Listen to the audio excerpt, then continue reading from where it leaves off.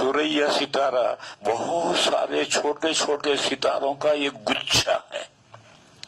नंगी आंख से वो सब ऐसा मालूम होता है कि जैसे सारे सितारे एक हैं, हालांकि एक नहीं है। अगर खुर्दबीन और दूरबीन से देखेंगे तो हर सितारा अलग अलग नजर आएगा।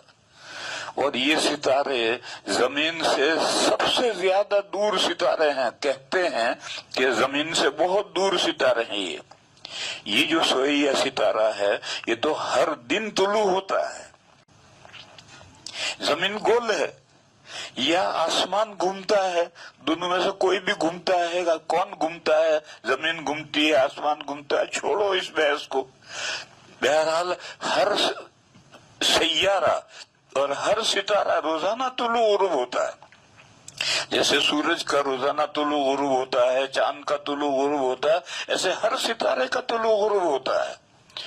तो सुरैया सितारा भी रोज तुलू होता है और गुलूब होता है। फिर तुलू होने का क्या मतलब?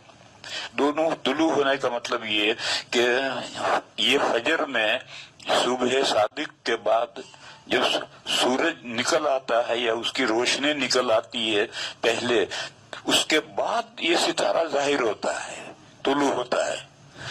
लेकिन सितारों की रफ्तारें अलग अलग हैं, कोई आगे कोई पीछे। जैसे चांद की रफ्तार क्या सूरज की रफ्तार आगे पीछे होती है, इसी तरीके से जब ये सुबह सादिक के बाद तुलू हो जाए और अभी सूरज की रोशनी नहीं आई तो उस वक्त क्योंकि बहुत दूर है और धुंधला सा ये सितारा है सुरैया, तो नंगी आंख से तो नजर भी नहीं आता। लेकिन जब अंधेरा रात में सुबह सादिक का बाद अंधेरा होता है उस वक्त ये तुलू करे तो नजर आएगा कि देखो इस सुरैया सितारा निकला। और फिर सूरज की रोशनी बाद में होगी और सूरज तुलू बाद में होगा। तो जब ये सूरज से पहले तुलू हो तो अब खजूरों की बीमारियां खत्म, अब खजूरें बेचो। ये हदीस शरीफ का मतलब है।